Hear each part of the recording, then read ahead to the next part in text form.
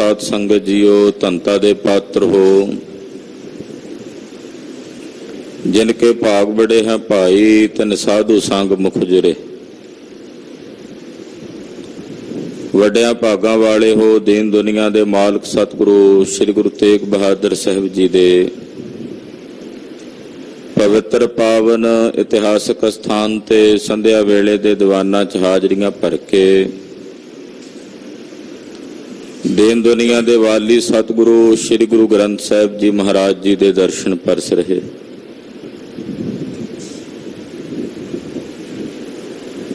कलगीधर पंथ दे वाली चिट्टियां बाजां वाले शमशेरे बहादुर देग और तेग के धनी सतगुरु श्री गुरु गोबिंद सिंह साहिब जी महाराज सतगुरु जी दे पवित्र इतिहास की लड़ीवार कथा बहुत ही अदब सत्कार ते शरधा सहित आप जी सरवण कर रहे। कलगीधर जी ने श्री आनंदपुर साहब नगर तो चाला मारिया है। निर्मोहगढ़ साहब विखे सतगुरां ने आके पड़ा कीता है। पहाड़ी राजे अपने ईमान तो डिग के धर्म तो भ्रष्ट हो के हमला करके आए ने। महाराज जी दियां फौजां ने सतगुरां दे खालसे ने सूरबीर बहादुर योधियां ने बड़ी दलेरी नाल रड़े मैदान विच बिना किसी ओट तो केवल कलगीधर दी ओट लैके भारी गह गच जंग कीता। शाम तक जंग हुंदा रहा। सैकड़े पहाड़ी सूरमे जड़े सन सिपाही सन रण भूमि च मारे गए। शाम समय जंग की समाप्ति तो बाद आपो अपने डेरियां नूं वापस परते ने। पहाड़ी राजे भीम चंद दे समेत बाकी जिन्ने राजे ने बहुत दूर जाके डेरा कीता है। मन विच डर है, भय है कि रात नूं सिंह साडे ते हमला ना कर देण। पापी नूं हमेशा भय बनिया रहिंदा है। धर्मी दे हिरदे विच हमेशा विगास ते खेड़ा हुंदा है। सतगुरां दे पास बाकी सिंह सारे वापस पहुंचे। जख्मी जिहड़े सन उन्हां दी संभाल कीती। निर्मोहगढ़ साहब विखे महाराज जी दा पड़ा है। आओ मन विरतियां एकागर करके निर्मोहगढ़ साहब दे विच जो महाराज जी ने रह के दयानिध स्वामी जी ने चोज कीते हन ते जिवें जंग युद्ध भी हो रहा है। मन विरतियां एकागर करके सरवण करिए। गुरु चरनां विच अपनियां हाजरियां लवाओ। अपनी रसना नूं पवित्र करदे आखो जी सतनाम श्री वाहे गुरु साहिब जी। सतनाम श्री वाहे गुरु साहिब जी। दोहरा ऊंचे तल पर सतगुरु डेरा दियो लगाए। उच्चे थां ते यानी कि निर्मोहगढ़ साहब वाली जिहड़ी जगह है उचाई ते है। काफी उच्चा टिब्बा जिहा जिवें कोई बहुत उच्चा दमदमा बनिया हुंदा है। उथे कलगीधर पातशाह जी महाराज जी ने डेरा कीता है। तेरे ओ खालसा जाए कर फतेह जंग ते पाए। सारा खालसा महाराज जी दे सन्मुख आके थिर होया। ਜਿਹੜੇ दिन ਦੇ ਸਮੇਂ जंग ਦੇ मैदान ਦੇ ਵਿੱਚ फतेह हासिल करके फतेह प्राप्त करके आए ਹਨ। चौपाई कलगीधर के पग सिर तर तर। कलगीधर जी दे पवित्र चरना कमलों के उत्ते सिर धर के ਪਰਮ ਪ੍ਰੇਮ ਤੇ ਦਰਸ਼ਨ ਕਰ ਕਰ। ਬੜੇ ਪਰਮ ਪ੍ਰੇਮ ਨੂੰ ਹਿਰਦੇ 'ਚ ਧਾਰਨ ਕਰਕੇ ਨਾਲੇ ਦਰਸ਼ਨ ਕਰਦੇ ਨੇ, ਨਾਲੇ ਮਹਾਰਾਜ ਜੀ ਦੇ ਪਵਿੱਤਰ ਚਰਨ ਕਮਲਾਂ ਤੇ ਸੀਸ ਧਰ ਕੇ ਮੱਥਾ ਟੇਕਦੇ ਹਨ। ਥੇਰਿਓ ਖਾਲਸਾ ਸ਼ਰਮ ਪਰ ਹਰਿਓ। ਖਾਲਸਾ ਮਹਾਰਾਜ ਜੀ ਦੇ ਦਰਬਾਰ ਵਿੱਚ ਥਿਰ ਹੋਇਆ ਔਰ ਆਪਣਾ ਜਿੰਨਾ ਥਕੇਵਾ ਸੀ ਦਿਨ ਦਾ, ਜੰਗ ਦੇ ਮੈਦਾਨ ਵਿੱਚ ਜੋ ਲੜ ਕੇ ਆਏ ਨੇ ਉਸ ਦਾ ਤਿਆਗ ਕੀਤਾ ਹੈ। ਕਿਨੋ ਇਸ਼ਨਾਨ ਸੁਚੇਤਾ ਕਰਿਓ। ਸਿੰਘਾਂ ਨੇ ਇਸ਼ਨਾਨ ਪਾਨ ਕੀਤੇ ਨੇ, ਸਾਰੇ ਦਿਨ ਦੇ ਜੰਗ ਦੇ ਮੈਦਾਨ 'ਚ ਲੜ ਕੇ ਆਏ ਹਨ। ਤੂੰ ਇਸ਼ਨਾਨ ਪਾਨ ਕੀਤੇ, ਚੇਤਾ ਕੀਤਾ, ਸਰੀਰ ਦੀਆਂ ਕਿਰਿਆਵਾਂ ਸੋਧੀਆਂ। ਕਾਇਲ ਸਾਲ ਪਤਰ ਕੋ ਪਾਏ। ਜਿਹੜੇ ਘਾਇਲ ਹੋਏ ਸਨ ਰਣ ਭੂਮੀ 'ਚ, ਜੰਗ ਦੇ ਮੈਦਾਨ 'ਚ ਜ਼ਖਮੀ ਹੋਏ ਸਨ, ਉਹਨਾਂ ਨੂੰ ਸਾਲ ਪੱਤਰ ਦੇ ਕੇ ਉਹਨਾਂ ਦੇ ਜ਼ਖਮਾਂ ਦੇ ਉੱਤੇ ਉਹ ਸਾਲ ਪੱਤਰ ਬੰਨੇ ਗਏ। ਨਿਜ ਕਾਵਨ ਪਰ ਤਤ ਛਿਨ ਲਾਏ। ਸਾਲ ਪੱਤਰ ਸਤਿਗੁਰਾਂ ਦੇ ਪਾਵਨ ਦਸਤ ਕਮਲਾਂ ਵਿੱਚੋਂ ਪ੍ਰਾਪਤ ਕੀਤੇ ਨੇ ਜ਼ਖਮੀ ਸਿੰਘਾਂ ਨੇ, ਔਰ ਉਹ ਸਾਲ ਪੱਤਰ ਮਹਾਰਾਜ ਜੀ ਦੇ ਹੱਥੋਂ ਲੈ ਕੇ ਆਪਣੇ ਜ਼ਖਮਾਂ ਦੇ ਉੱਤੇ ਬੰਨ ਲਏ ਹਨ। ਮਿੱਟੀ ਪੀਰ ਮਿਲ ਮਾਸ ਗਇਓ ਐ। ਸਤਿਗੁਰਾਂ ਦੀ ਇਹੋ ਜੀ ਦਇਆ ਵਰਤਦੀ ਸੀ ਸਾਲ ਪੱਤਰ ਦੇ ਬਹਾਨੇ ਕਿ ਜ਼ਖਮ ਨਾਲੋਂ ਨਾਲ ਹੀ ਮਿਚ ਜਾਂਦੇ ਹਨ। ਨਾਲ ਹੀ ਕਹਿੰਦੇ ਮਾਸ ਜੁੜ ਜਾਂਦਾ, ਜਿੱਥੇ ਘਾਵ ਹੁੰਦਾ ਜ਼ਖਮ ਹੁੰਦਾ ਤੇ ਮਾਸ ਜੁੜ ਕੇ ਇੱਕਦਮ ਜ਼ਖਮ ਦਾ ਜਿਹੜਾ ਸਵਰੂਪ ਹੁੰਦਾ ਹੈ ਉਹ ਨਰੋਆ ਹੋ ਜਾਂਦਾ ਹੈ। ਲਰਬੇ ਕੋ ਸਾਵਧਾਨ ਪਇਓ ਐ। ਔਰ ਉਹ ਜਿਹੜੇ ਜ਼ਖਮੀ ਸਨ ਉਹ ਵੀ ਅਗਲੇ ਦਿਨ ਲੜਨ ਵਾਸਤੇ ਸਾਵਧਾਨ ਹੋ ਗਏ ਨੇ। ਜ਼ਖਮ ਇੰਨੇ ਨਰੋਏ ਹੋਏ, ਰਾਤੋਂ ਰਾਤ ਹੀ ਇੰਨਾ ਫਰਕ ਪੈ ਗਿਆ ਜ਼ਖਮਾਂ ਦਾ ਸਾਲ ਪੱਤਰ ਨਾਲ, ਕਹਿੰਦੇ ਅਗਲੇ ਦਿਨ ਲੜਨ ਵਾਸਤੇ ਉਹ ਵੀ ਸਾਵਧਾਨ ਹੋ ਗਏ। ਜੋ ਮਰ ਗਏ ਸੋ ਦੀਨੇ ਦਾਗ। ਜਿਹੜੇ ਸਿੰਘ ਸ਼ਹੀਦੀਆਂ ਪਾ ਗਏ ਉਹਨਾਂ ਦੇ ਪਾਵਨ ਸਰੀਰਾਂ ਨੂੰ ਅੰਤਮ ਸੰਸਕਾਰ ਕੀਤਾ ਹੈ। ਬਸੇ ਸਵਰਗ ਹੋਏ ਕੈ ਵੱਡ ਭਾਗ। ਉਹ ਵੱਡਿਆਂ ਭਾਗਾਂ ਵਾਲੇ ਮਹਾਰਾਜ ਜੀ ਦੇ ਚਰਨਾਂ ਵਿੱਚ ਨਿਵਾਸ ਕਰ ਗਏ, ਗੁਰਪੁਰੀ ਵਿੱਚ ਉਹਨਾਂ ਦਾ ਵਾਸਾ ਹੋਇਆ। ਵਰਤੀ ਦੇਗ ਸਰਬ ਕੋ ਜਬੈ। ਸ਼ਾਮ ਵੇਲੇ ਲੰਗਰ ਪ੍ਰਸ਼ਾਦਾ ਤਿਆਰ ਸੀ, ਸਾਰੇ ਸਿੰਘਾਂ ਵਿੱਚ ਜਿੱਥੇ ਲੰਗਰ ਵਰਤਿਆ ਉਥੇ ਦਾਲ ਕੜਾ ਪ੍ਰਸ਼ਾਦ ਦੀਆਂ ਦੇਗਾਂ ਵਰਤੀਆਂ ਹਨ।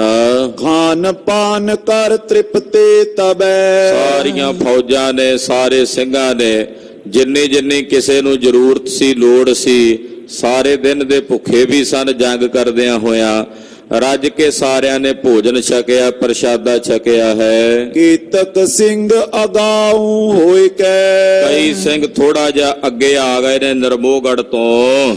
ਜਾਗਤ ਰਹੇ ਸੁਚੇਤਾ ਕਹਿ ਕੈ। ਉਹਨਾਂ ਨੇ ਮੋਰਚੇ ਲਾ ਲਏ ਨੇ ਰਾਤ ਨੂੰ ਅੱਗੇ ਆ ਕੇ, ਸਾਵਧਾਨੀ ਨਾਲ ਸੁਚੇਤ ਹੋ ਕੇ ਕਿ ਕਿਤੇ ਪਹਾੜੀਏ ਰਾਤ ਨੂੰ ਹਮਲਾ ਨਾ ਕਰਨ, ਤੇ ਜੇ ਕਰਨਗੇ ਤਾਂ ਉਹਨਾਂ ਦਾ ਅੱਗੋਂ ਕਿਵੇਂ ਮੁਕਾਬਲਾ ਕਰਨਾ, ਉਹ ਤਿਆਰੀ ਜਿਹੜੀ ਹੈ ਸਿੰਘਾਂ ਨੇ ਕੀਤੀ ਹੋਈ ਹੈ। ਨਮਸਕਾਰ ਨੀ ਤਿਆਗਤ ਰਹੇ। ਔਰ ਸਾਰੀ ਰਾਤ ਸਿੰਘ ਮਾੜੀਆਂ ਮੋਟੀਆਂ ਬੰਦੂਕਾਂ ਭਰ ਕੇ ਨਾ 2-2 4-4 ਮਿੰਟਾਂ ਬਾਅਦ ਇੱਕ ਅੱਧੀ ਗੋਲੀ ਚਲਾ ਦਿੰਦੇ ਹਨ, ਤਾਂ ਜੋ ਦੁਸ਼ਮਣਾਂ ਨੂੰ ਸੁਚੇਤੀ ਰਹੇ, ਸਾਵਧਾਨ ਰਹਿਣ ਦੁਸ਼ਮਣ ਵੀ ਕਿ ਅੱਗੇ ਸਿੰਘ ਜਿਹੜੇ ਨੇ ਉਹ ਤਿਆਰ ਬਰ ਤਿਆਰ ਹੋ ਕੇ ਬੈਠੇ ਹਨ।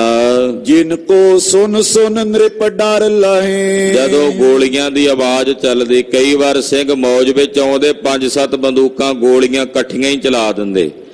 ਉਧਰ ਪਹਾੜੀਆਂ ਨੂੰ ਹਾਰਟ ਅਟੈਕ ਹੋਣ ਵਾਲਾ ਹੋ ਜਾਂਦਾ ਹੈ, ਉਹਨਾਂ ਨੂੰ ਗਛੀਆਂ ਪੈਣੀਆਂ ਸ਼ੁਰੂ ਹੋ ਜਾਂਦੀਆਂ ਵੀ ਕਿਤੇ ਆ ਤਾਂ ਨਹੀਂ ਗਏ ਸਿੰਘ, ਹਮਲਾ ਕਰਕੇ ਗੋਲੀਆਂ ਇਕੱਠੀਆਂ ਚੱਲ ਪਈਆਂ। ਬੰਦੂਕਾਂ ਦੀ ਗੋਲੀ ਦੀ ਆਵਾਜ਼ ਸੁਣ ਕੇ ਪਹਾੜੀਆਂ ਦੇ ਦਿਲ ਕੰਬਦੇ ਨੇ, ਭੈ ਭੀਤ ਤੇ ਡਰਦੇ ਹਨ। ਉਤਰਾਜਨ ਬਹੁ ਸੰਕਟ ਪਾਏ।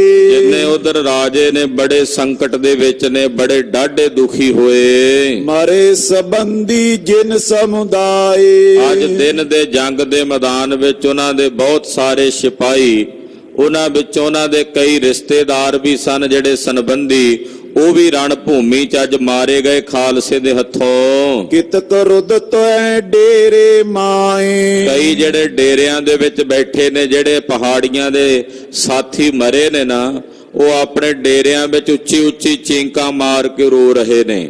ਦੁਆਈ ਪਾ ਰਹੇ ਨੇ, ਪਿੱਟ ਰਹੇ ਨੇ, ਛਾਪਾ ਕਰ ਰਹੇ ਨੇ। ਭਰਾਤ ਪੁੱਤਰ ਪਿਤ ਮਰ ਗਏ ਜਾਏ। ਕਈਆਂ ਦੇ ਭਰਾ ਮਾਰੇ ਗਏ ਨੇ ਦਿਨ ਦੇ ਜੰਗ ਵਿੱਚ, ਕਈਆਂ ਪਿਓਾਂ ਦੇ ਪੁੱਤ ਮਾਰੇ ਗਏ ਨੇ ਤੇ ਕਈ ਪੁੱਤਰਾਂ ਦੇ ਪਿਓ ਮਾਰੇ ਗਏ ਹਨ। ਕਿਨ ਭੋਜਨ ਖਾਏ ਨਹਿ ਖਾਏ।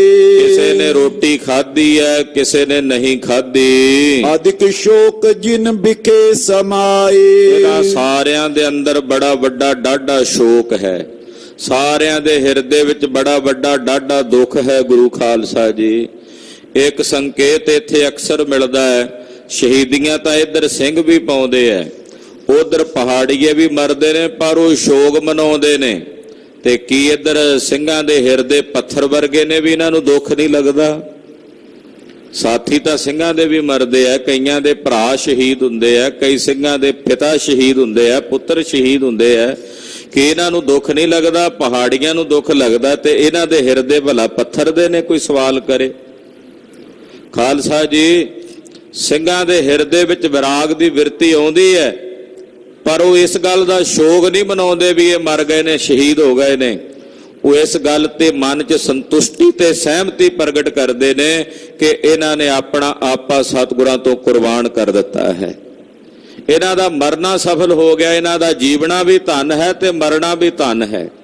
ਪਰ ਪਹਾੜੀਏ ਉਹ ਸੋਗ ਮਨਾਉਂਦੇ ਨੇ, ਉਹਨਾਂ ਅੰਦਰ ਦੁੱਖ ਦੀ ਲਹਿਰ ਦੌੜਦੀ ਹੈ। ਪਰਜਾ ਕਿਸੇ ਨਾ ਜਿਤ ਕਿਤ ਰੋਵੇਂ। ਜਿੱਧਰ ਕਿੱਧਰ ਪਰਜਾ ਵੀ ਰੋ ਰਹੀ ਹੈ, ਸੈਨਾ ਵੀ ਰੋ ਰਹੀ ਹੈ ਪਹਾੜੀਆਂ ਦੀ। ਜਿਨ ਕੇ ਸੰਬੰਧੀ ਰਣ ਸੋਵੇ। ਜਿਨ੍ਹਾਂ ਦੇ ਸੰਬੰਧੀ ਜੰਗ ਦੇ ਮੈਦਾਨ 'ਚ ਮਰ ਗਏ ਨੇ ਜਾਂ ਜਿਹੜੇ ਪਹਿਲਾਂ ਮਰੇ ਨੇ, ਉਹਨਾਂ ਨੂੰ ਵੀ ਚੇਤੇ ਕਰ ਕਰਕੇ ਰੋਂਦੇ ਹਨ।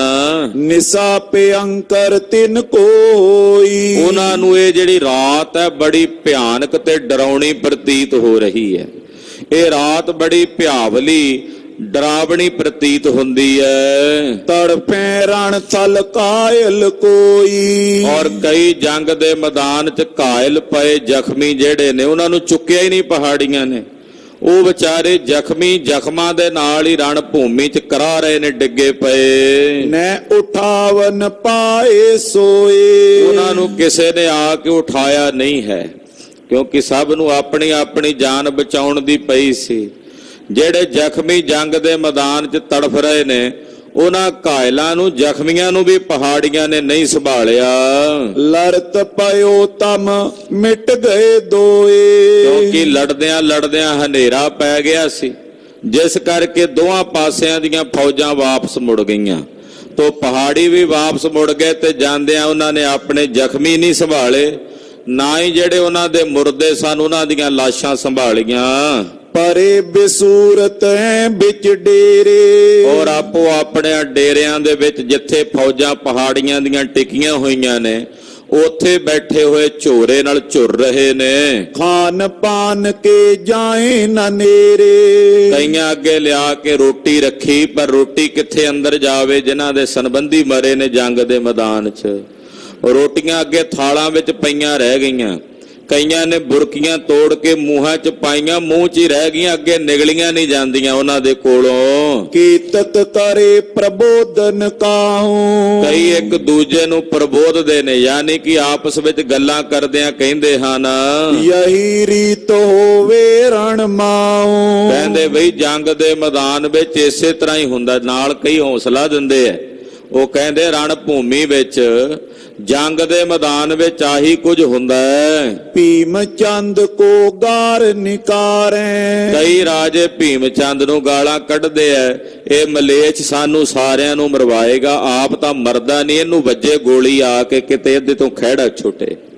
ਆਪ ਇਹ ਮਰਦਾ ਨਹੀਂ, ਸਾਨੂੰ ਮਰਵਾਈ ਜਾਂਦਾ ਅੱਗੇ ਮੂਹਰੇ ਕਰਕੇ। ਕਿੰਨੇ ਸਾਡੇ ਸੰਬੰਧੀ ਬੰਦੇ ਜੰਗ ਦੇ ਮੈਦਾਨ 'ਚ ਮਾਰੇ ਗਏ ਹਨ। ਇਹ ਗਿਰ ਰਾਜਨ ਜਰਾ ਉਖਾਰੇ। ਇਹ ਭੀਮ ਚੰਦ ਜਿੰਨੇ ਪਹਾੜੀ ਰਾਜੇ ਨੇ ਸਾਰਿਆਂ ਲਈ ਰਾਹੂ ਬਣਿਆ ਹੋਇਆ। ਇਹਨੇ ਆਪ ਤਾਂ ਇਹਨੇ ਆਪਣੀਆਂ ਜੜ੍ਹਾਂ ਪੁੱਟਣੀਆਂ ਹੀ ਨੇ ਰਾਜ ਦੀਆਂ। ਇਹਨੇ ਬਾਕੀ ਦੇ ਜਿੰਨੇ ਪਹਾੜੀ ਰਾਜੇ ਨੇ ਉਹਨਾਂ ਦੇ ਰਾਜ ਭਾਗ ਦੀਆਂ ਵੀ ਜੜ੍ਹਾਂ ਪੁੱਟ ਕੇ ਰੱਖ ਦੇਣੀਆਂ ਨੇ ਮਲੇਛ ਨੇ। ਗੁਰਸਨ ਰਚ ਵਿਰੋਧ ਮਰਵਾਏ। ਬਿਨਾਂ ਗੱਲ ਤੋਂ ਗੁਰੂ ਸਾਹਿਬ ਨਾਲ ਵਿਰੋਧ ਕਰਕੇ ਭਲਾ ਸਤਿਗੁਰਾਂ ਨੇ ਇਹਦਾ ਦੇਸ਼ ਖੋਇਆ, ਇਹਦਾ ਰਾਜ ਖੋਇਆ। ਉਹ ਆਪਣੇ ਜੱਦੀ ਨਗਰ 'ਚ ਰਹਿ ਰਹੇ ਨੇ ਜਿਹੜਾ ਉਹਨਾਂ ਦੇ ਪਿਤਾ ਨੇ ਖਰੀਦ ਕੇ ਵਸਾਇਆ। ਇਹ ਬਿਨਾਂ ਗੱਲ ਤੋਂ ਉਹਨਾਂ ਦੇ ਨਾਲ ਵੈਰ ਕਮਾ ਕੇ ਨਾਹਕ ਬਿਨਾਂ ਕਾਰਨ ਤੋਂ ਆ ਕੇ ਜੰਗ ਕਰਦਾ ਹੈ। ਅਚਲਨ ਕੋ ਨਰ ਰਹਿਣ ਨ ਪਾਏ।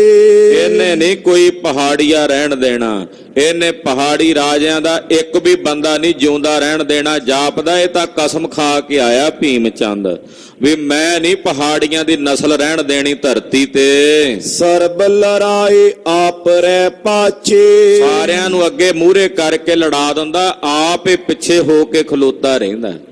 ਇਹ ਆਪ ਜਾਵੇ ਨਾ ਅੱਗੇ ਜਾ ਕੇ, ਕੋਈ ਕਹਿੰਦਾ ਜੇ ਆਪ ਅੱਗੇ ਜਾਵੇ ਪਿੱਛੋਂ ਮੈਂ ਹੀ ਇਹਨੂੰ ਗੋਲੀ ਮਾਰ ਦਿਆਂ ਭੁਲੇਖੇ ਦੇ ਨਾਲ, ਇਹ ਕਹਿ ਕੇ ਵੀ ਅੱਗੋਂ ਗੋਲੀ ਆ ਕੇ ਵੱਜੀ ਆ ਇਹਨੂੰ, ਘਟੋ ਘੱਟ ਇਹਦੇ ਤੋਂ ਜਾਨ ਤਾਂ ਛੁੱਟੇ। ਪਿੱਛੇ ਹੋ ਕੇ ਖਲੋ ਕੇ ਸਾਨੂੰ ਮੂਹਰੇ ਕਰਕੇ ਲੜਾਉਂਦਾ ਹੈ। ਵਿਧਵਾ ਗਿਰ ਤ੍ਰਿਯਨ ਕੋ ਬਾਂਛੇ। ਔਰ ਬਹੁਤ ਸਾਰੀਆਂ ਵਿਧਵਾ ਇਸਤਰੀਆਂ ਨੂੰ, ਇਹ ਪਹਾੜੀਆਂ ਦੀਆਂ ਜਿੰਨੀਆਂ ਇਸਤਰੀਆਂ ਉਹਨਾਂ ਨੂੰ ਵਿਧਵਾ ਕਰਨਾ ਚਾਹੁੰਦਾ ਭੀਮ ਚੰਦ। ਇਹਨੇ ਨਹੀਂ ਕਿਸੇ ਦੇ ਸਿਰ ਦਾ ਸਾਈਂ ਜਿਉਂਦਾ ਰਹਿਣ ਦੇਣਾ। ਇਹਨੇ ਨਹੀਂ ਕਿਸੇ ਮਾਂ ਦਾ ਪੁੱਤ ਜਿਉਂਦਾ ਰਹਿਣ ਦੇਣਾ ਮਲੇਸ਼ ਨੇ। ਗੁਰ ਕੈ ਕਮਤੀ ਹੋਏ ਨ ਕੋਈ। ਉਧਰ ਗੁਰੂ ਸਾਹਿਬ ਵੱਲ ਵੀ ਜਿਹੜੇ ਸਿੰਘ ਮਰਦੇ ਨੇ ਉਹਨਾਂ ਵਿੱਚ ਤਾਂ ਕਮੀ ਆਉਂਦੀ ਨਹੀਂ। ਜਿੰਨੇ ਮਰਦੇ ਨੇ, ਅਸੀਂ ਆ ਹੁਣ ਕੁਝ ਸਮਾਂ ਪਹਿਲਾਂ ਆਨੰਦਪੁਰ ਸਾਹਿਬ 'ਚ ਲੜ ਕੇ ਗਏ ਆ, ਅੱਜ ਫੇਰ ਦੁੱਗਣੇ ਤੇ ਹੋਏ ਫਿਰਦੇ ਨੇ। ਇਹਨਾਂ ਵਿੱਚ ਕੋਈ ਕਮੀ ਨਹੀਂ ਆਉਂਦੀ। ਜਿਹੜੇ ਗੁਰੂ ਜੀ ਦੇ ਸਿੰਘ ਨੇ, ਖਾਲਸੇ ਨੇ, ਜਿੰਨੇ ਅਸੀਂ ਇਹਨਾਂ ਨੂੰ ਮਾਰਦੇ ਆ ਉਹਨੇ ਫੇਰੇ ਦੂਣੇ ਚੌਣੇ ਹੋ ਜਾਂਦੇ ਨੇ, ਵੱਧ ਜਾਂਦੇ ਨੇ। ਭਾਈ ਰਤਨ ਸਿੰਘ ਭੰਗੂ ਨੇ ਪੰਥ ਪ੍ਰਕਾਸ਼ ਵਿੱਚ ਬੜਾ ਸੁੰਦਰ ਲਿਖਿਆ। ਉਹ ਕਹਿੰਦੇ ਖਾਲਸਾ ਇਹ ਜੋ ਸੁੰਮੇ ਵਾਣੀ ਨਦੀ, ਕਹਿੰਦੇ ਖਾਲਸਾ ਇਦਾਂ ਜਿਵੇਂ ਸੋਮਿਆਂ ਵਾਲੀ ਨਦੀ ਹੁੰਦੀ ਹੈ ਨਾ, ਇੱਕ ਹੁੰਦੀ ਬਰਸਾਤੀ ਨਦੀ, ਜਦੋਂ ਕਦੇ ਕਿਤੇ ਸਾਲ ਬਾਅਦ ਮੀਂਹ ਪਵੇ ਤਾਂ ਭਰ ਕੇ ਵਗਦੀਆਂ। ਇੱਕ ਸੋਮੇ ਵਾਲੀ ਨਦੀ ਹੁੰਦੀ ਹੈ ਜਿਹੜੀ ਸੁੱਕਦੀ ਨਹੀਂ, ਸਦਾ ਹੀ ਵਗਦੀ ਰਹਿੰਦੀ, ਉਹਦੇ ਅੰਦਰੋਂ ਹੀ ਚਸ਼ਮੇ ਫੁੱਟਦੇ ਰਹਿੰਦੇ ਆ। ਖਾਲਸਾ ਇਦਾਂ ਹੈ, ਇਹ ਕਦੇ ਨਹੀਂ ਮੁੱਕਦਾ। ਇਹ ਸੁੰਮੇ ਵਾਲੀ ਨਦੀ ਦੀ ਵਾਂਗੂ ਇਸੇ ਤਰ੍ਹਾਂ ਹੀ ਇਹਦਾ ਪ੍ਰਵਾਹ ਚੱਲਦਾ ਰਹਿੰਦਾ ਹੈ। ਮੰਨੂ ਸਾਡੀ ਦਾਤਰੀ, ਅਸੀਂ ਮੰਨੂ ਦੇ ਸੋਏ, ਮੰਨੂ ਜਿਉਂ ਜਿਉਂ ਵੱਢਦਾ ਅਸੀਂ ਦੂਣ ਸਵਾਣੇ ਹੋਏ। ਇਦਾਂ ਇਹ ਖਾਲਸੇ ਦੀ ਬਿਰਤੀ। ਇਹ ਕਹਿ ਰਹੇ ਨੇ ਪਹਾੜੀਏ, ਅਸੀਂ ਇਹਨਾਂ ਨੂੰ ਜਿੰਨਾ ਮਾਰਦੇ ਆ ਫਿਰ ਵੱਧ ਕੇ ਆ ਜਾਂਦੇ ਨੇ। ਪਤਾ ਨਹੀਂ ਇਹਨਾਂ ਦੀ ਗਿਣਤੀ ਕਿਵੇਂ ਵੱਧ ਜਾਂਦੀ, ਕਿੱਥੋਂ ਆਉਂਦੇ ਹਨ। ਚੌਂ ਦਿਸ਼ ਤੇ ਗਨ ਸਿਕੋਏ ਸੋਈ। ਚਾਰਾਂ ਪਾਸਿਆਂ ਤੋਂ ਗੁਰੂ ਕਲਗੀਧਰ ਜੀ ਦੇ ਆ ਕੇ ਸਿੱਖ ਤੇ ਮੁਰੀਦ ਬਣਦੇ ਹਨ। ਲੈ ਲੈ ਪਾਉਲ ਜੰਗ ਮਚਾਵੇ। ਔਰ ਪਤਾ ਨਹੀਂ ਇਹੋ ਜੀ ਕਿਹੜੀ ਪੌਲ ਹੈ ਜਿਹੜੀ ਗੁਰੂ ਜੀ ਕੋਲੋਂ ਲੈਂਦੇ ਆ ਇਹਨਾਂ 'ਚ ਇਹੋ ਜਿਹਾ ਕਰੰਟ ਭਰਦਾ ਹੈ ਕਿ ਇਹ ਆ ਕੇ ਸਾਡੇ ਨਾਲ ਤੇਗਾਂ ਪਕੜ ਕੇ ਜੰਗ ਕਰਦੇ ਨੇ, ਯੁੱਧ ਕਰਦੇ ਹਨ। ਨੈ ਦਰਮਾਹਾ ਗੁਰ ਤੇ ਪਾਵੇ। ਹੈਰਾਨੀ ਹੈ ਵੀ ਗੁਰੂ ਜੀ ਕੋਲੋਂ ਤਨਖਾਹ ਵੀ ਨਹੀਂ ਲੈਂਦੇ, ਬਿਨਾਂ ਤਨਖਾਹਾਂ ਤੋਂ ਲੜਦੇ ਨੇ। ਇਹ ਸਾਰੇ ਸਿਪਾਹੀ ਤਨਖਾਹਾਂ ਲੈ ਕੇ ਲੜਦੇ ਸਨ। ਉਹ ਹੈਰਾਨ ਹੁੰਦੇ ਨੇ ਵੀ ਇਹ ਤਾਂ ਤਨਖਾਹ ਵੀ ਨਹੀਂ ਲੈਂਦੇ ਜਿਹੜੇ ਗੁਰੂ ਸਾਹਿਬ ਜੀ ਵੱਲੋਂ ਸੂਰਮੇ ਲੜਦੇ ਨੇ, ਬਿਨਾਂ ਤਨਖਾਹਾਂ ਤੋਂ ਹੀ ਲੜ ਕੇ ਆਪਣਾ ਆਪਾ ਕੁਰਬਾਨ ਕਰਦੇ ਹਨ। ਕਹਾਂ ਰੀਸ ਪ੍ਰਭ ਕੀ ਏ ਕਰੇ। ਭਲਾ ਇਹ ਪਹਾੜੀ ਰਾਜਾ ਜਾਂ ਇਹ ਪਹਾੜੀ ਰਾਜੇ ਜਿਹੜੇ ਨੇ, ਇਹ ਗੁਰੂ ਜੀ ਦੀ ਕੀ ਰੀਸ ਕਰਨਗੇ? ਜਾਂ ਜਿਹੜੀਆਂ ਸਾਡੀਆਂ ਪਹਾੜੀ ਫੌਜਾਂ ਨੇ, ਗੁਰੂ ਜੀ ਦੀਆਂ ਫੌਜਾਂ ਦਾ ਕੀ ਮੁਕਾਬਲਾ ਕਰਨਗੀਆਂ? ਨਾਹਕ ਕਰ ਵਿਰੋਧ ਲੜ ਪਰੇ। ਸਾਡੇ ਬੰਦੇ ਤਨਖਾਹਾਂ ਵਾਸਤੇ ਲੜਦੇ ਨੇ, ਉਹ ਬਿਨਾਂ ਤਨਖਾਹਾਂ ਤੋਂ ਲੜਦੇ ਨੇ। ਤੇ ਜਿਨ੍ਹਾਂ ਨੇ ਤਨਖਾਹਾਂ ਦੀ ਇੱਛਾ ਰੱਖ ਕੇ ਲੜਨਾ, ਉਹ ਕੀ ਲੜਨਗੇ ਭਲਾ? ਇਸ ਕਰਕੇ ਗਿਰ ਰਾਜ ਜਿਹੜੇ ਪਹਾੜੀ ਰਾਜੇ ਨੇ, ਇਹਨਾਂ ਦਾ ਵਿਰੋਧ ਹੋ ਰਿਹਾ ਹੈ। ਪਰਜਾ ਸੈਨਾ ਕੋ ਕੀਸ ਬਿਨਾਸਾ। ਇਹ ਪਹਾੜੀ ਰਾਜੇ ਭੀਮ ਚੰਦ ਦਾ ਹੀ ਸਭ ਦੋਸ਼ ਹੈ, ਜਿਹੜਾ ਆਪਣੀ ਪਰਜਾ ਵੀ ਮਰਵਾ ਰਿਹਾ ਹੈ, ਆਪਣੀ ਸੈਨਾ ਦੇ ਨਾਲ ਨਾਲ ਦੂਜੇ ਰਾਜਿਆਂ ਦੀ ਵੀ ਸੈਨਾ ਮਰਵਾ ਰਿਹਾ ਹੈ। ਉਪਜਿਓ ਬੰਸ ਬੰਸ ਮੈਂ ਬਾਂਸਾ। ਇਹ ਤਾਂ ਸਾਡੇ ਪਹਾੜੀ ਰਿਆਸਤਾਂ ਦੀ ਪਰਜਾ ਦੇ ਵਿੱਚ, ਰਾਜਿਆਂ ਦੇ ਵਿੱਚ, ਬੰਸ ਵਿੱਚ, ਜਿਵੇਂ ਲੱਕੜ ਦੀ ਬੰਸ ਵਿੱਚ ਬਾਂਸ ਪੈਦਾ ਹੁੰਦਾ ਨਾ, ਬਾਂਸ ਜਦੋਂ ਰਗੜਿਆ ਜਾਂਦਾ ਤੇ ਉਹਦੇ ਚੋਂ ਅੱਗ ਨਿਕਲਦੀ, ਆਪ ਤਾਂ ਸੜਦਾ ਹੀ, ਜੰਗਲ ਸਾਰਾ ਹੀ ਸਾੜ ਕੇ ਸੁਆਹ ਕਰ ਦਿੰਦਾ। ਭੀਮ ਚੰਦ ਸਾਡੀ ਪਹਾੜੀਆਂ ਦੀ ਬੰਸ ਦੇ ਵਿੱਚ ਬਾਂਸ ਬਣ ਕੇ ਪੈਦਾ ਹੋਇਆ, ਜਿਹੜਾ ਸਾਨੂੰ ਸਾਰਿਆਂ ਨੂੰ ਸਾੜ ਕੇ ਖਤਮ ਕਰ ਦੇਵੇਗਾ। ਇਮਰੋਵਤ ਅਰ ਕਰਤ ਬਿਰਲਾਪਾ। ਇਦਾਂ ਜਿਹੜੇ ਸਿਪਾਹੀ ਨੇ, ਲੋਕ ਨੇ, ਰੋਂਦੇ ਨੇ, ਨਾਲੇ ਵੈਣ ਪਾਉਂਦੇ ਆ, ਇਦਾਂ ਦੀਆਂ ਗੱਲਾਂ ਕਹਿ ਕੇ ਭੀਮ ਚੰਦ ਨੂੰ ਲਾਹਨਤਾਂ ਤੇ ਤਰਕਾਰਾਂ ਪਾਉਂਦੇ ਨੇ। ਲਾਹਨਤ ਹੈ ਭੀਮ ਚੰਦ ਦੇ, ਤਰਕਾਰ ਹੈ ਇਹਦੀ ਜ਼ਿੰਦਗੀ ਦੇ। ਜਾਗਤ ਰਹੇ ਤਰੇ ਡਰ ਆਪਾ। ਜਾਗਦੇ ਰਹੇ, ਸੁੱਤੇ ਨਹੀਂ ਹਨ ਕਈ, ਡਰ ਦੇ ਨਾਲ, ਭੈ ਦੇ ਨਾਲ ਨੀਂਦ ਨਹੀਂ ਆਈ ਇਹਨਾਂ ਨੂੰ। ਕੋ ਖਾਨ ਪਾਨ ਕਰ ਸੋਵਾ। ਕਿਸੇ ਨੇ ਰੋਟੀ ਖਾਧੀ, ਬਹੁਤੀਆਂ ਦੀਆਂ ਥਾਲੀਆਂ 'ਚ ਹੀ ਪਈ ਰਹਿ ਗਈ, ਪੱਤਲਾਂ 'ਚ ਹੀ ਪਈ ਰਹਿ ਗਈ, ਰੋਟੀ ਖਾਧੀ ਨਹੀਂ ਗਈ।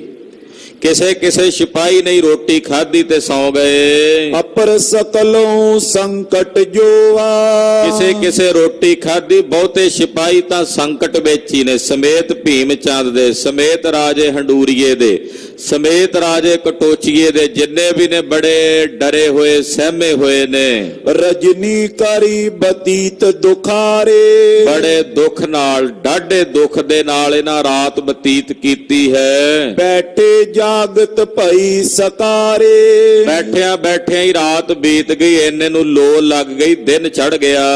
ਸੋਚ ਇਸ਼ਨਾਨ ਖਾਲਸੇ ਠਾਨੀ। ਇਧਰ ਸਤਿਗੁਰਾਂ ਦਾ ਖਾਲਸੇ ਨੇ ਤਿਆਰ ਹੋਣਾ ਕੀਤਾ। ਅੰਮ੍ਰਿਤ ਵੇਲੇ ਉੱਠ ਕੇ ਸਿੰਘਾਂ ਸੋਚ ਇਸ਼ਨਾਨ ਕੀਤਾ ਹੈ। ਉੱਚੀ ਧੁਨ ਤੇ ਪਟ ਗੁਰਬਾਣੀ। ਮਹਾਰਾਜ ਜੀ ਦੇ ਸਿੰਘ ਉੱਚੀ ਧੁਨ ਵਿੱਚ ਗੱਜ ਕੇ ਬਾਣੀ ਪੜ੍ਹਦੇ ਹਨ। ਗੱਜ ਪੜ੍ਹਾ ਬਾਣੀ, ਗੱਜ ਕੇ ਉੱਚੀ ਆਵਾਜ਼ ਦੇ ਵਿੱਚ ਗੁਰਬਾਣੀ ਗੁਰਸਿੱਖ ਪੜ੍ਹਦੇ ਹਨ। ਜਥਾ ਵਿਪਨ ਮੈਂ ਮਨ ਸਮੁਦਾਇਆ। ਕਹਿੰਦੇ ਮਾਨੋ ਜਿਵੇਂ ਕਿਸੇ ਜੰਗਲ ਦੇ ਵਿੱਚ ਮੁਨੀ ਬੈਠੇ ਹੋਣ, ਇਕੱਠੇ ਹੋ ਕੇ ਤੇ ਰਿਚਾਵਾਂ ਉਚਾਰਦੇ ਹੋਣ ਰਿਸ਼ੀ ਮੁਨੀ। ਏਦਾਂ ਜੰਗਲ ਹੀ ਹੈ ਨਾ ਨਿਰਮੋਹਗੜ੍ਹ ਸਾਹਿਬ ਆਲੇ ਦੁਆਲੇ, ਉੱਥੇ ਕੋਈ ਘਰ ਨਹੀਂ ਬਣਿਆ, ਕੋਈ ਮਹਿਲ ਨਹੀਂ ਬਣਿਆ, ਰੜਾ ਮੈਦਾਨ ਹੈ ਤੇ ਜੰਗਲ ਹੈ ਤੇ ਵਿੱਚ ਗੁਰਸਿੱਖ ਬਾਣੀ ਪੜ੍ਹਦੇ ਏਦਾਂ ਜਾਪਦੇ ਨੇ ਜਿਵੇਂ ਮੁਨੀ ਬੈਠੇ ਰਿਚਾਵਾਂ ਉਚਾਰ ਰਹੇ ਹੋਣ।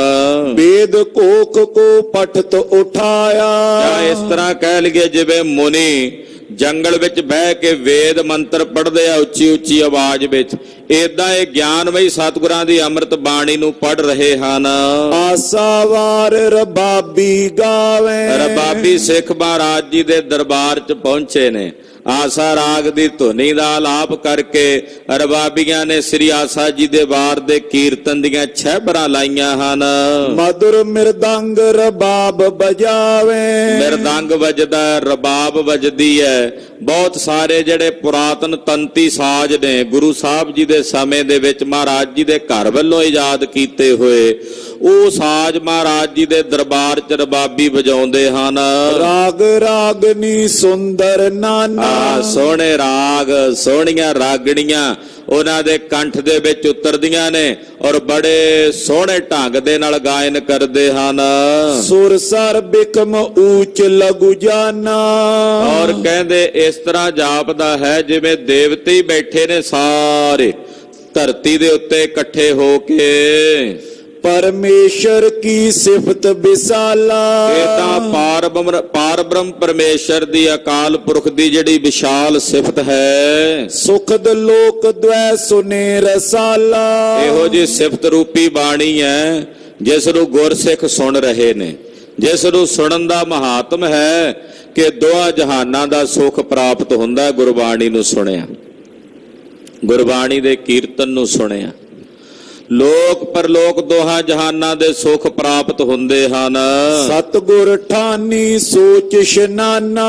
ਕਲਗੀਧਰ ਪਾਤਸ਼ਾਹ ਜੀ ਮਹਾਰਾਜ ਜੀ ਵੀ ਉੱਠੇ ਨੇ, ਸੋਚ ਇਸ਼ਨਾਨ ਮਹਾਰਾਜ ਦਸ਼ਮੇਸ਼ ਜੀ ਨੇ ਕੀਤਾ ਹੈ। ਬੈਠੇ ਇੱਕ ਆਸਨ ਕਰ ਧਿਆਨਾ। ਮਹਾਰਾਜ ਜੀ ਆਪਣੇ ਨਿਜ ਆਸਣ ਦੇ ਵਿੱਚ, ਆਪਣੇ ਨਿਜ ਧਿਆਨ ਦੇ ਵਿੱਚ ਇੱਕ ਆਸਣ ਲਾ ਕੇ ਬੈਠੇ ਹਨ, ਨੇਤਰ ਮੁੰਦਰਤ ਨੇ। ਭਈ ਪ੍ਰਭਾਤ ਖਾਲਸਾ ਆਏ। ਪਾਤਸ਼ਾਹ ਅੰਮ੍ਰਿਤ ਵੇਲੇ ਤੋਂ ਬੈਠੇ ਦਿਨ ਚੜ੍ਹਦਿਆਂ ਤੱਕ, ਜਦੋਂ ਤੱਕ ਲੋ ਨਹੀਂ ਲੱਗਦੀ, ਮਹਾਰਾਜ ਜੀ ਦਾ ਨੇਮ ਸੀ ਸਮਾਧੀ ਸਥਿਤ ਹੋਣਾ, ਆਪਣੇ ਨਿਜ ਚਿੰਤਨ ਦੇ ਵਿੱਚ, ਨਿਜ ਧਿਆਨ ਵਿੱਚ ਮਗਨ ਹੋਣਾ, ਆਪਣੀ ਨਿਜਾਤਮ ਸਰੂਪ ਵਿੱਚ ਚੁੱਭੀ ਲਾਉਣੀ। ਤੋ ਕਹਿੰਦੇ ਜਦੋਂ ਥੋੜੀ ਜੀ ਲੋ ਲੱਗੀ ਤੇ ਮਹਾਰਾਜ ਜੀ ਦਾ ਖਾਲਸਾ ਤਿਆਰ ਬਰ ਤਿਆਰ ਹੋ ਕੇ ਆ ਗਿਆ।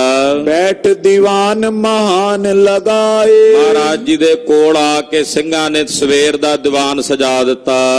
ਬ੍ਰਿਤੀ ਟਿਕਾਏ ਰੰਗ ਇਕ ਰਾਤੇ।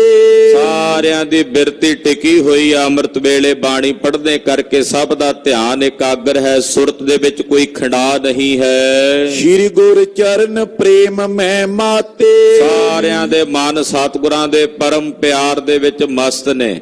ਸਭ ਦੇ ਹਿਰਦੇ ਸਤਿਗੁਰੂ ਕਲਗੀਧਰ ਦੇ ਪ੍ਰੇਮ ਦੇ ਰੰਗ ਦੇ ਵਿੱਚ ਮਸਤ ਹੋ ਰਹੇ ਹਨ।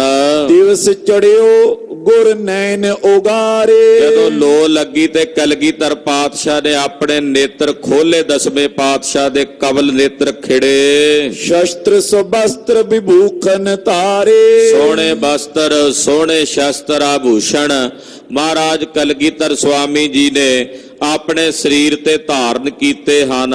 ਖੜਗ ਸਿਪਰ ਸਿੰਘਨ ਤਨ ਲਾਏ। ਔਰ ਇਧਰ ਜਿੰਨੇ ਮਹਾਰਾਜ ਜੀ ਦੇ ਸਿੰਘ ਨੇ ਇਹ ਵੀ ਗਾਤਰੇ ਚ ਸ਼੍ਰੀ ਸਾਹਿਬਾਂ ਢਾਲਾਂ ਧਾਰਨ ਕਰਕੇ ਗਹੇ ਤੁਪਕ ਕਟ ਕਸੀ ਸੁਆਏ। ਬੰਦੂਕਾਂ ਪਕੜ ਕੇ ਕਮਰ ਕੱਸੇ ਲਾ ਕੇ ਤਿਆਰ ਬਰ ਤਿਆਰ ਹੋ ਕੇ ਸਤਿਗੁਰਾਂ ਦੇ ਦਰਬਾਰ ਵਿੱਚ ਆ ਕੇ ਹਾਜ਼ਰੀ ਭਰ ਕੇ ਬੇਨਤੀ ਕਰਕੇ ਕਹਿਣ ਲੱਗੇ, ਪ੍ਰਭ ਜੀ ਆਇਸ ਦਿਓ ਚੜਨ ਕੀ। ਕਹਿਣ ਲੱਗੇ ਸਿੰਘ ਤਿਆਰ ਹੋ ਕੇ ਆਏ ਨੇ, ਬੰਦੂਕਾਂ ਤਿਆਰ ਕਰਕੇ ਆਏ, ਕਮਰ ਕੱਸੇ ਲਾ ਕੇ। ਸਤਿਗੁਰੂ ਜੀ ਆਗਿਆ ਦਿਓ ਖਾਲਸਾ ਚੜ੍ਹਾਈ ਕਰੇ। ਆਗਿਆ ਕਰੋ ਮਹਾਰਾਜ ਸੱਚੇ ਪਾਤਸ਼ਾਹ ਖਾਲਸਾ ਹਮਲਾ ਕਰੇ। ਦੁਸ਼ਟਨ ਕੋ ਕਰ ਮਾਰ ਕੱਢਨ ਕੀ। ਔਰ ਵੈਰੀ ਦਲ ਨੂੰ ਦੁਸ਼ਮਣ ਨੂੰ ਮਾਰ ਕੇ ਇਥੋਂ ਕੱਢ ਦਈਏ, ਭਜਾ ਦਈਏ, ਇਹੋ ਜਿਹਾ ਹਮਲਾ ਕਰੀਏ। ਮਾਰੇ ਕਾਲ ਬਿਹੋਸ਼ੀ ਤਰੇ। ਮਹਾਰਾਜ ਕੱਲ ਵੀ ਇਹਨਾਂ ਨੂੰ ਮਾਰਿਆ ਸੀ, ਹਾਲੇ ਇਹਨਾਂ ਨੂੰ ਹੋਸ਼ ਨਹੀਂ ਆਈ ਹੋਣੀ, ਕੱਲ ਦੀ ਮਾਰ ਨਾਲ ਹੀ ਬੇਹੋਸ਼ ਹੋਏ ਟੁਰੇ ਫਿਰਦੇ ਹੋਣਗੇ। ਲੋਥੇ ਪਰ ਘਨੋ ਰਣ ਮਰੇ। ਮਹਾਰਾਜ ਕੱਲ ਦੇ ਜੰਗ ਦੇ ਵਿੱਚ ਵੀ ਇਹਨਾਂ ਦੀਆਂ ਲਾਸ਼ਾਂ ਵੇਖਣ ਨੂੰ ਮਿਲਦੀਆਂ ਨੇ। ਰਣ ਭੂਮੀ ਵਿੱਚ ਕਿੰਨੇ ਮਰੇ ਹਨ। ਆਜ ਨਬੇਰੇਂਗੇ ਪਲ ਪਾਂਤੀ। ਆਗਿਆ ਦਿਓ ਖਾਲਸੇ ਨੂੰ ਮਹਾਰਾਜ ਰਣ ਭੂਮੀ ਨੂੰ ਜਾਈਏ।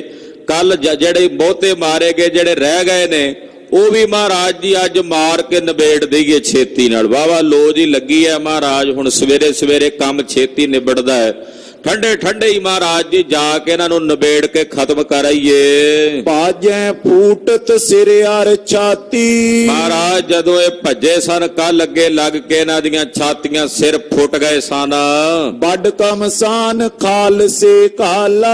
ਕੱਲ ਵੀ ਖਾਲਸੇ ਨੇ ਤੁਹਾਡੀ ਕਿਰਪਾ ਨਾਲ ਬੜਾ ਭਿਆਨਕ ਘਮਾਸਾਨ ਜੰਗ ਕੀਤਾ ਹੈ। ਅੱਜ ਵੀ ਆਗਿਆ ਕਰੋ ਵੀ ਖਾਲਸਾ ਜੰਗ ਕਰੇ। ਦੁਰਜਨ ਕੋ ਦਿਨ ਬਿਤਿਓ ਦੁਖਾਲਾ। ਤੇ ਕੱਲ ਦਾ ਜਿਹੜਾ ਦਿਨ ਇਹਨਾਂ ਲਈ ਪਹਾੜੀਆਂ ਲਈ ਬੀਤਿਆ, ਬੜਾ ਦੁਖਦਾਈ ਬੀਤਿਆ। ਯਾਦ ਕਰਿਆ ਕਰਨਗੇ ਆਪਣੇ ਪੁੱਤ ਪੋਤਰਿਆਂ ਨੂੰ ਵੀ ਸੁਣਾ ਕੇ, ਜਿਹੜੇ ਇੱਥੋਂ ਜਿਉਂਦੇ ਜਾਣਗੇ, ਵੀ ਉਹੋ ਜਿਹਾ ਦਿਨ ਨਾ ਕਿਤੇ ਸਾਡੀ ਜ਼ਿੰਦਗੀ 'ਚ ਦੁਬਾਰਾ ਆਵੇ ਜਿਹੜਾ ਕੱਲ ਦਾ ਦਿਨ ਇਹਨਾਂ ਦੇ ਜੀਵਨ ਵਿੱਚ ਆਇਆ। ਸੁਨ ਸਤਿਗੁਰ ਤਵ ਧੀਰਜ ਦੀਨ। ਜਦੋਂ ਖਾਲਸੇ ਨੇ ਏਦਾਂ ਬੇਨਤੀ ਕੀਤੀ, ਸੁਣ ਕੇ ਕਲਗੀਧਰ ਪਾਤਸ਼ਾਹ ਨੇ ਧੀਰਜ ਦੇਂਦਿਆਂ ਬਚਨ ਕਹੇ, ਸੰਗਰ ਮਹਾ ਪ੍ਰਥਮ ਜੋ ਕੀਨ। ਮਹਾਰਾਜ ਜੀ ਕਹਿੰਦੇ, ਖਾਲਸਾ ਜੀ ਕੱਲ ਤੁਸੀਂ ਬੜਾ ਹੱਲਾ ਕਰਕੇ ਪੂਰਾ ਤਾਣ ਲਾ ਕੇ ਜੰਗ ਲੜਿਆ ਹੈ। ਸ਼ਰਮ ਤੋ ਹੋਏ ਪਟ ਸਕਲ ਤੁਰੰਗ। ਕੱਲ ਦਾ ਸਾਰੇ ਦਿਨ ਦੇ ਜੰਗ ਦੇ ਦੌਰਾਨ ਸਿੰਘ ਥਕੇਵੇਂ ਵਿੱਚ ਵੀ ਨੇ, ਘੋੜੇ ਵੀ ਥੱਕੇ ਹੋਏ ਨੇ। ਆਜ ਅਸੂਦੇ ਬਨ ਕੇ ਅੰਗ। ਮਹਾਰਾਜ ਜੀ ਕਹਿੰਦੇ ਅੱਜ ਤੁਸੀਂ ਸਿੰਘੋ ਆਰਾਮ ਕਰੋ, ਕਿਉਂਕਿ ਅੱਜ ਪਹਾੜੀਆਂ ਨੇ ਵੀ ਨਹੀਂ ਆਉਣਾ ਹਮਲਾ ਕਰਕੇ, ਤੇ ਤੁਸੀਂ ਵੀ ਨਾ ਜਾਓ। ਅੱਜ ਤੁਸੀਂ ਵੀ ਆਰਾਮ ਕਰੋ, ਸਿੰਘਾਂ ਨੂੰ ਆਰਾਮ ਕਰੋ, ਮੁੱਠੀਆਂ ਚਾਪੀਆਂ ਕਰੋ, ਇੱਕ ਦੂਜੇ ਦੀਆਂ ਮਾਲਸ਼ਾਂ ਕਰਕੇ ਸਰੀਰ ਨਰੋਏ ਕਰੋ। ਘੋੜਿਆਂ ਨੂੰ ਮਾਲਿਸ਼ ਕਰੋ, ਘੋੜਿਆਂ ਨੂੰ ਵੀ ਚੰਗੀਆਂ ਨਿਹਾਰੀਆਂ ਦੇ ਕੇ ਚੰਗੀ ਤਰ੍ਹਾਂ ਖਰਖੜੇ ਫੇਰ ਕੇ ਇਹਨਾਂ ਨੂੰ ਵੀ ਕੱਲ ਜੋਗੀ ਤਿਆਰ ਕਰ ਲਵੋ। ਬੌਰ ਜੰਗ ਕੀ ਕੀਜੇ ਤਿਆਰੀ। ਅੱਜ ਨਹੀਂ ਲੋੜ ਹਮਲਾ ਕਰਨ ਦੀ, ਨਾ ਹੀ ਅੱਜ ਪਹਾੜੀ ਰਾਜਿਆਂ ਨੇ ਹਮਲਾ ਕਰਕੇ ਆਉਣਾ, ਤੇ ਤੁਹਾਨੂੰ ਵੀ ਜਾਣ ਦੀ ਅੱਜ ਲੋੜ ਨਹੀਂ। ਅੱਜ ਤੁਸੀਂ ਸਾਰੇ ਆਰਾਮ ਕਰੋ, ਤਿਆਰੀਆਂ ਕਰੋ, ਕਮਰ ਕੱਸੇ ਰੱਖੋ ਆਪਣੇ, ਪਰ ਲੜਾਈ ਨਹੀਂ ਕਰਨੀ, ਅੱਜ ਜੰਗ ਨਹੀਂ ਕਰਨਾ। ਮਰਦੋ ਫੇਰ ਸ਼ਤਰੂ ਨ੍ਰਿਪ ਭਾਰੀ। ਹਾਂ, ਹਾਲੇ ਥੋੜਾ ਸਮਾਂ ਆਰਾਮ ਕਰ ਲੋ ਖਾਲਸਾ ਜੀ, ਕੱਲ ਦਾ ਥਕੇਵਾ ਨਹੀਂ ਉਤਰਿਆ ਹੋਣਾ ਸਿੰਘਾਂ ਦਾ। ਹਾਲੇ ਘੋੜੇ ਵੀ ਬੇਆਰਾਮ ਹੋਣਗੇ, ਥੱਕੇ ਹੋਣਗੇ, ਉਹਨਾਂ ਦੀਆਂ ਵੀ ਨਿਹਾਰੀਆਂ ਦਾ ਪ੍ਰਬੰਧ ਕਰੋ। ਤੋ ਇਸ ਪ੍ਰਕਾਰ ਨਾਲ ਮਹਾਰਾਜ ਸੱਚੇ ਪਾਤਸ਼ਾਹ ਨੇ ਹੁਕਮ ਕੀਤਾ, ਖਾਲਸਾ ਜੀ ਏਦਾਂ ਤਿਆਰੀ ਰੱਖੋ, ਫਿਰ ਦੁਸ਼ਮਣ ਦਾ ਮਰਦਨ ਕਰਨਾ, ਦੁਸ਼ਮਣਾਂ ਦਾ ਨਾਸ਼ ਕਰਨਾ ਹੈ। ਇਮ ਕਹਿ ਕਰ ਸਭ ਸਿੰਘ ਟਿਕਾਏ। ਇਹ ਤਾਂ ਸਿੰਘ ਤਾਂ ਤਿਆਰ ਹੀ ਸਨ, ਕਹਿੰਦੇ ਮਹਾਰਾਜ ਥਕੇਵਾਂ ਦਾ ਸਾਡਾ ਜੰਗ 'ਚ ਜਾ ਕੇ ਉਤਰਨ ਆਗਿਆ ਦਿਓ ਸਾਨੂੰ, ਸਾਡਾ ਥਕੇਵਾ ਤਾਂ ਰਣ ਕੀਤਿਆਂ ਮਹਾਰਾਜ ਜੀ ਦੂਰ ਹੁੰਦਾ ਜੰਗ ਕੀਤਿਆਂ। ਮਹਾਰਾਜ ਜੀ ਨੇ ਫਿਰ ਵੀ ਹੁਕਮ ਕੀਤਾ, ਹੌਸਲਾ ਰੱਖੋ ਖਾਲਸਾ ਜੀ, ਹਾਲੇ ਨਹੀਂ ਜੰਗ ਕਰਨ ਦੀ ਲੋੜ, ਸਮਾਂ ਆਉਣ ਤੇ ਹਾਲੇ ਹਮਲਾ ਕਰਾਂਗੇ, ਬੈਠੇ ਆਰਾਮ ਕਰੋ। ਮਹਾਰਾਜ ਜੀ ਨੇ ਏਦਾਂ ਬਚਨ ਕਰਕੇ ਸਾਰੇ ਖਾਲਸੇ ਨੂੰ ਟਿਕਾਇਆ। ਡੇਰੇ ਤੇਰੇ ਮਾਂ ਸੁਖ ਪਾਏ। ਉਹ ਸਿੰਘਾਂ ਨੇ ਆਪੋ ਆਪਣੇ ਡੇਰਿਆਂ ਤੇ ਜਿੱਥੇ ਖਾਲਸੇ ਦੇ ਪੜਾਅ ਸਨ, ਆਪੋ ਆਪਣੇ ਆਸਣਾਂ ਦੇ ਉੱਤੇ ਸਾਰੇ ਟਿਕ ਕੇ ਸੁਖ ਲੈਣ ਲੱਗੇ। ਭੀਮ ਚੰਦ ਉਤ ਜਾਗਤ ਪਇਓ। ਉਹ ਇਧਰ ਸਿੰਘ ਬੜੇ ਖੁਸ਼ੀਆਂ ਦੇ ਨਾਲ ਗੁਰੂ ਸਾਹਿਬ ਦੀ ਖੁਸ਼ੀ ਦੇ ਨਾਲ ਟਿਕ ਗਏ ਸਾਰੇ। ਉਧਰ ਰਾਜਾ ਭੀਮ ਚੰਦ ਵੀ ਉੱਠਿਆ ਸਵੇਰੇ ਮਰੇ ਜੇ ਮੂੰਹ ਨਾਲ। ਆਪਨ ਨ੍ਰਿਪਨ ਕੋ ਦਲ ਪਿਕ ਲਇਓ। ਇਹਨੇ ਆਪਣੇ ਨਾਲ ਦੇ ਸਾਰੇ ਪਹਾੜੀ ਰਾਜਿਆਂ ਦਾ ਦਲ, ਸਾਰੀਆਂ ਫੌਜਾਂ ਵੇਖੀਆਂ। ਸਹਿਮ ਵਿਸਾਲ ਹੋਏ ਸਭ ਰਹੇ। ਦੇਖਿਆ ਸਾਰਿਆਂ ਦੇ ਦਿਲਾਂ ਵਿੱਚ ਸਹਿਮ ਬਣਿਆ ਹੋਇਆ, ਸਾਰਿਆਂ ਦੇ ਹਿਰਦੇ ਡਰੇ ਹੋਏ ਨੇ, ਸਹਿਮੇ ਹੋਏ ਨੇ। ਲੜਤ ਸਕਲ ਦਿਨ ਸੰਕਟ ਲਏ। ਸਾਰਾ ਦਿਨ ਲੜਦਿਆਂ ਬੜੇ ਸੰਕਟ ਦੇ ਵਿੱਚ, ਡਾਢੇ ਦੁੱਖ ਦੇ ਵਿੱਚ ਰਹੇ ਹਨ। ਜੇ ਉਬਰੇ ਸੋ ਦੁਖੀ ਵਿਸਾਲੇ। ਜਿਹੜੇ ਬਚੇ ਨੇ ਉਹ ਵੀ ਬੜੇ ਦੁਖੀ ਹਨ, ਬਚੇ ਸੋ ਮਾਰੇ ਮਾਰੇ। ਜਿਹੜੇ ਬਚੇ ਨੇ ਉਹ ਵੀ ਮਰੇ ਮਰੇ ਹੀ ਫਿਰਦੇ ਨੇ, ਡਿੱਗਿਆਂ ਡਿੱਗਿਆਂ ਵਾਂਗੂ ਢਾਉ ਢਾਉ ਕਰਦੇ ਹਨ। ਮਰੇ ਜੰਗ ਨੇ ਲੋਥ ਉਠਾਲੇ। ਜੰਗ ਦੇ ਮੈਦਾਨ ਜਿਹੜੇ ਮਰ ਗਏ ਨੇ ਉਹਨਾਂ ਦੀਆਂ ਲਾਸ਼ਾਂ ਤੱਕ ਵੀ ਨਹੀਂ ਚੁੱਕ ਕੇ ਲਿਆਏ ਵੱਡੇ ਬਹਾਦਰ। ਕਾਇਲ ਪਰੇ ਸੈਂਕੜੇ ਐਸੇ। ਮਰਿਆਂ ਨੂੰ ਤਾਂ ਕੀ ਚੁੱਕਣਾ ਸੀ, ਜਿਹੜੇ ਵਿਚਾਰੇ ਘਾਇਲ ਪਏ ਨੇ, ਜ਼ਖਮੀ ਸਾਰੀ ਰਾਤ ਦੇ ਕਰਾਉਂਦੇ ਰਹੇ, ਉਹਨਾਂ ਨੂੰ ਵੀ ਜਾ ਕੇ ਨਹੀਂ ਸੰਭਾਲਿਆ ਇਹਨਾਂ ਨੇ। ਕੇਤਕ ਬੱਚੇ ਮਰਨ ਹੋਏ ਜੈਸੇ। ਜਿਹੜੇ ਬਚੇ ਨੇ ਜੰਗ ਦੇ ਮੈਦਾਨ ਚੋਂ ਆਏ ਨੇ, ਉਹ ਵੀ ਇਦਾਂ ਹੀ ਜਾਪਦੇ ਨੇ ਜਿਵੇਂ ਮੋਇਆਂ ਵਰਗੇ ਹੀ ਨੇ। ਬਸ ਫਰਕ ਇਹਨਾਂ ਵੀ ਇਹਨਾਂ 'ਚ ਸਾਹ ਚੱਲਦੇ ਨੇ, ਹੈਣ ਇਹ ਵੀ ਮਰਿਆਂ ਦੇ ਬਰੋਬਰ ਹੀ। ਨਾ ਇਹਨਾਂ ਅੰਦਰ ਲੜਨ ਦਾ ਉਤਸ਼ਾਹ, ਨਾ ਕੋਈ ਚਿਹਰੇ ਤੇ ਲੜਨ ਦਾ ਉਤਸ਼ਾਹ ਦਿਸਦਾ। ਕਰੇ ਸੰਭਾਰਨ ਧੀਰਜ ਦੀਨੇ। ਰਾਜਿਆਂ ਨੇ ਆਪੋ ਆਪਣੇ ਸਿਪਾਹੀਆਂ ਨੂੰ ਸੰਭਾਲਿਆ, ਉਹਨਾਂ ਨੂੰ ਧੀਰਜ ਦਿੰਦੇ ਹਨ। ਕੇਤਕ ਕੋ ਤਨ ਬਖਸ਼ਨ ਕੀਨੇ। ਕਈਆਂ ਨੂੰ ਪੈਸਾ ਦਿੱਤਾ, ਧਨ ਦਿੱਤਾ, ਵੀ ਚਲੋ ਕੋਈ ਨਹੀਂ, ਜਿਹੜਾ ਜੀ ਤੁਹਾਡਾ ਚਲਾ ਗਿਆ, ਆ ਲਓ ਤੁਸੀਂ ਪੈਸਾ ਲਓ। ਏਦਾਂ ਕਈਆਂ ਨੂੰ ਪੈਸਾ ਦੇ ਕੇ ਇਹਨਾਂ ਨੇ ਵਰਗਲਾਇਆ। ਸਿਰੇ ਪਾਓ ਕੇਤਕ ਪੈਰਾਏ। ਕਈਆਂ ਨੂੰ ਸਿਰੇ ਪਾਓ ਦੇ ਕੇ ਵਡਿਆਈ ਦਿੱਤੀ।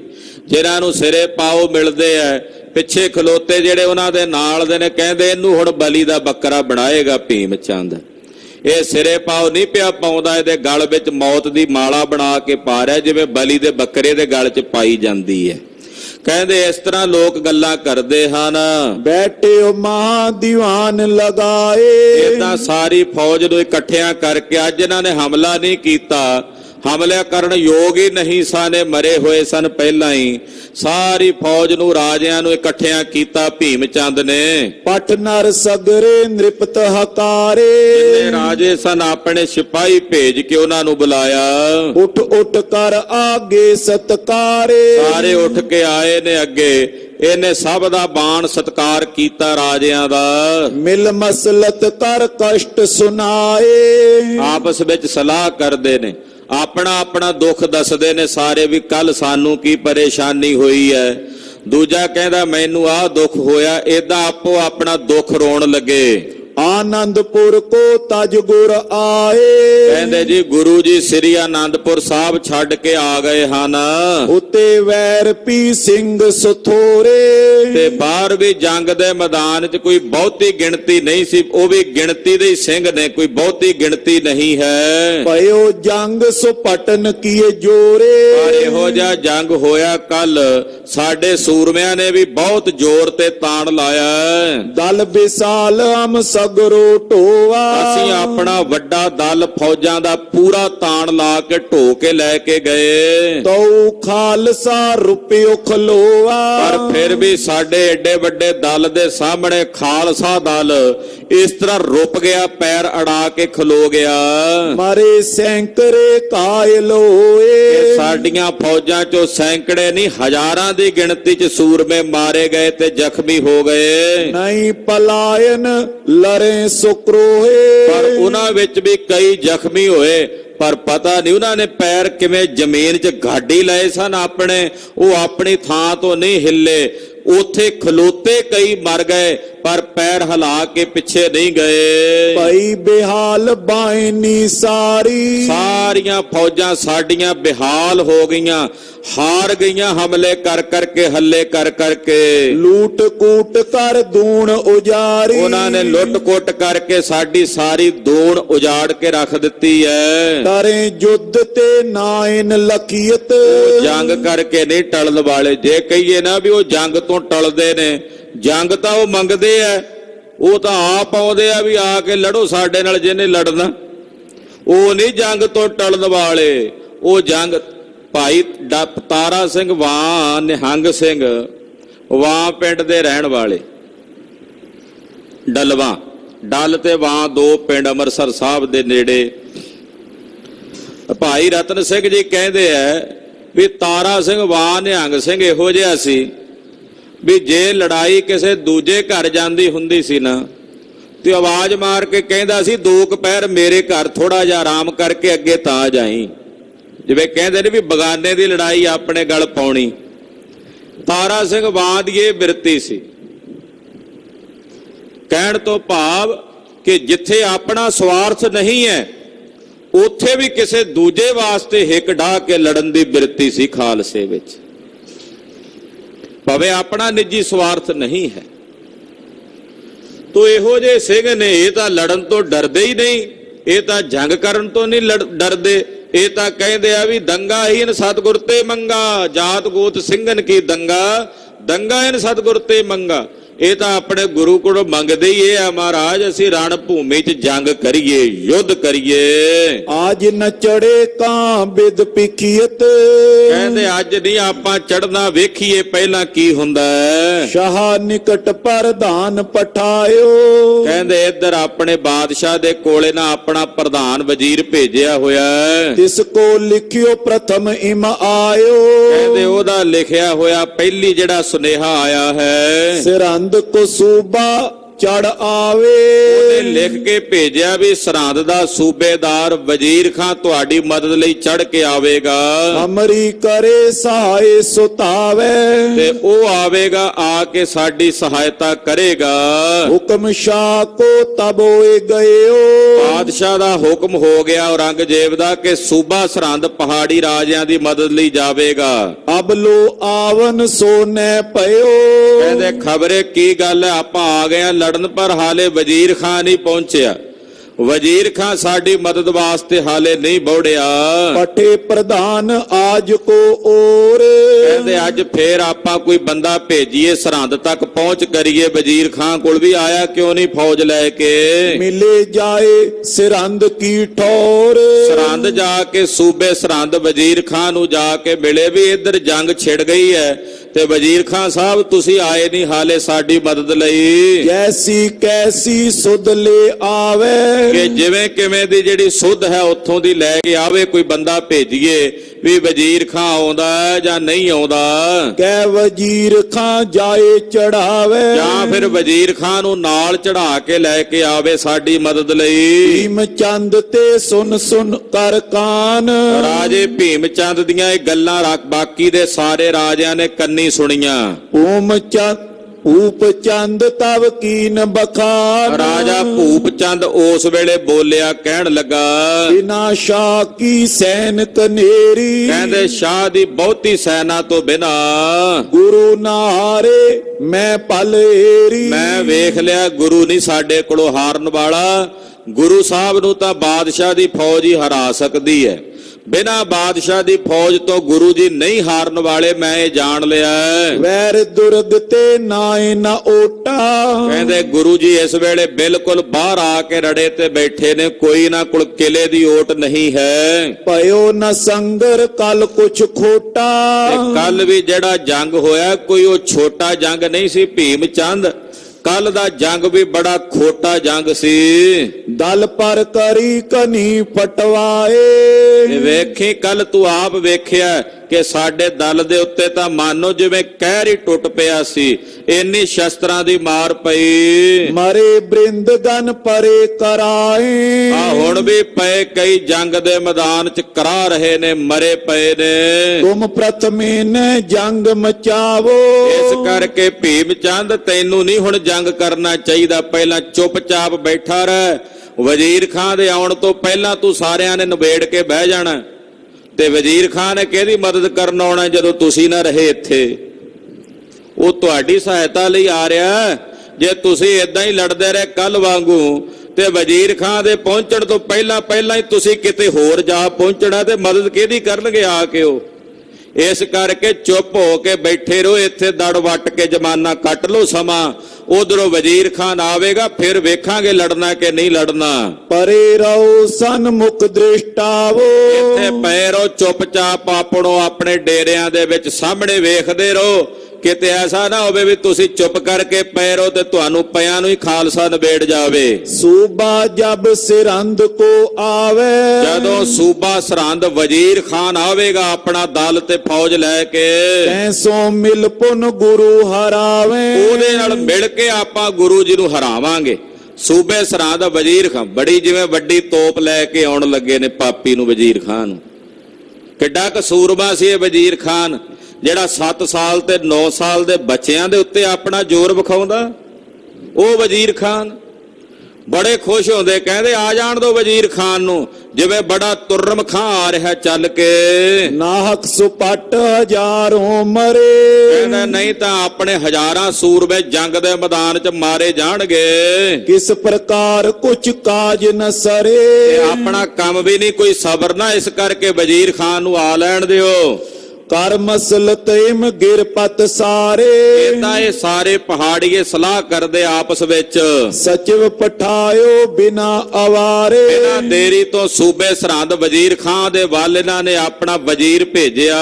ਕਿਮ ਬਿਲੰਬ ਆਵਨ ਮੈਂ ਹੋਈ, ਜਾਂ ਸੁਨੇਹਾ ਭੇਜਿਆ ਵਜੀਦੇ ਨੂੰ, ਪਾਪੀ ਨੂੰ। ਕਹਿੰਦੇ ਵਜ਼ੀਰ ਖਾਨ ਨੂੰ ਜਾ ਕੇ ਆਖੋ ਕਿ ਤੁਹਾਨੂੰ ਆਉਣ ਵਿੱਚ ਕਿਵੇਂ ਦੇਰੀ ਹੋ ਗਈ। ਫਿਰੇ ਨਸ਼ਾ ਹੁਕਮ ਕੀਏ ਜੋਈ, ਕਿਤੇ ਬਾਦਸ਼ਾਹ ਨੇ ਜਿਹੜਾ ਹੁਕਮ ਕੀਤਾ ਉਹਦੇ ਤੋਂ ਵਜ਼ੀਰ ਖਾਨ ਫਿਰਦਾ ਤਾਂ ਨਹੀਂ ਵੀ ਬਾਦਸ਼ਾਹ ਦਾ ਹੁਕਮ ਮੰਨੇ ਹੀ ਨਾ, ਉਹਦੇ ਹੁਕਮ ਦੀ ਪਾਲਣਾ ਨਾ ਕਰੇ ਤੇ ਫਿਰ ਜਾਵੇ। ਸਭ ਲੈ ਭੇਦ ਪਠਾਵੋ ਸੁਧ ਕੋ, ਵਜ਼ੀਰ ਨੂੰ ਕਹਿ ਕੇ ਭੇਜਿਆ ਆਪਣੇ ਵਕੀਲ ਨੂੰ, ਕਹਿੰਦਾ ਜਾ ਕੇ ਉੱਥੋਂ ਦੀ ਸਾਰੀ ਸੁਧ ਲੈ ਕੇ, ਸਾਰ ਲੈ ਕੇ, ਕੱਲੀ ਕੱਲੀ ਗੱਲ ਪਰਖ ਕੇ, ਕਿਤੇ ਵਜ਼ੀਰ ਖਾਨ ਦੀ ਨਿਗਾਹ ਤਾਂ ਨਹੀਂ ਬਦਲੀ ਹੋਈ, ਕਿਤੇ ਉਹ ਬਾਦਸ਼ਾਹ ਦਾ ਹੁਕਮ ਤਾਂ ਨਹੀਂ ਮੋੜ ਕੇ ਬੈਠਾ ਹੋਇਆ। ਉਹ ਆਏਗਾ ਕਿ ਨਹੀਂ ਆਏਗਾ, ਇਹ ਸਾਰੀਆਂ ਖਬਰਾਂ ਲੈ ਕੇ ਤੂੰ ਸਾਡੇ ਕੋਲ ਭੇਜਣੀਆਂ ਹਨ। ਆਨੋ ਚਮੂ ਕਰੋ ਵੱਡ ਬੁੱਧ ਕੋ, ਔਰ ਆਪਣਾ ਦਿਮਾਗ ਲਾ ਕੇ ਵਕੀਲ ਨੂੰ ਕਹਿ ਕੇ ਭੇਜਦਾ ਭੀਮ ਚੰਦ ਵੀ ਆਪਣਾ ਪੂਰਾ ਦਿਮਾਗ ਲਾ ਕੇ ਵਜ਼ੀਰ ਖਾਨ ਦੀ ਖੁਸ਼ਾਮਦ ਕਰਕੇ ਉਹਨੂੰ ਵਡਿਆ ਕੇ, ਉਹਨੂੰ ਨਾ ਆਖੀ ਵੀ ਅੱਗੇ ਬੜੇ ਸੂਰਮੇ ਨੇ, ਉਹਨੂੰ ਨਾ ਆਖੀ ਵੀ ਸਾਡੇ ਨਾਲ ਕੀ ਬੀਤੀ ਹੈ। ਵਜ਼ੀਰ ਖਾਨ ਨੂੰ ਇਹੀ ਕਹਿਣਾ ਵੀ ਤੁਹਾਡੇ ਸਾਹਮਣੇ ਕੀ ਨੇ, ਤੁਸੀਂ ਪਿਤਾ ਪੁਰਖੈਨੀ ਸੂਰਮੇ ਯੋਧੇ ਪਠਾਨ ਮੁਗਲ ਹੋ, ਗੁਰੂ ਜੀ ਨੇ ਤਾਂ ਇਹੜੇ ਇਧਰੋਂ ਆਲੇ ਦੁਆਲੇ ਇਕੱਠੇ ਕੀਤੇ ਹੋਏ ਨੇ ਸੂਰਮੇ। ਏਦਾਂ ਪੂਰਾ ਵਡਿਆ ਕੇ ਲੈ ਕੇ ਆਉਣਾ ਵਜ਼ੀਰ ਖਾਨ ਨੂੰ। ਵਸਤ ਅਜਾਇਬ ਭੇਟ ਪਠਾਈ, ਏਦਾਂ ਭੀਮ ਚੰਦ ਨੇ ਕੁਝ ਅਜਾਇਬ ਵਸਤੂਆਂ ਵਜ਼ੀਰ ਖਾਨ ਦੀ ਖੁਸ਼ਾਮਦ ਤੇ ਚਾਪਲੂਸੀ ਕਰਨ ਵਾਸਤੇ ਭੇਜੀਆਂ। ਮੰਤਰੀ ਗਇਓ ਬਿਲੰਬ ਬਿਹਾਈ, ਇਹਦਾ ਜਿਹੜਾ ਮੰਤਰੀ ਸੀ, ਵਜ਼ੀਰ ਸੀ, ਬਿਨਾਂ ਦੇਰੀ ਤੋਂ ਗਿਆ ਚੱਲ ਕੇ। ਨਿਜ ਸੁਪਟਨ ਕੋ ਕਮਰ ਕਸਾਏ, ਆਪਣੇ ਸੂਰਮਿਆਂ ਨੂੰ ਕਮਰ ਕੱਸੇ ਕਰਾ ਲਏ। ਠਾਂਡੇ ਕਰੇ ਅਗਰ ਸਮੁਦਾਏ, ਭੀਮ ਚੰਦ ਨੇ ਫੌਜਾਂ ਥੋੜੀਆਂ ਜੀਆਂ ਅੱਗੇ ਭੇਜ ਦਿੱਤੀਆਂ ਵੀ ਥੋੜੇ ਅੱਗੇ ਮੋਰਚੇ ਲਾ ਕੇ ਰੱਖੋ, ਤੁਸੀਂ ਸਾਰੇ ਪਿੱਛੇ ਆ ਕੇ ਬਹਿ ਗਏ ਹੋ।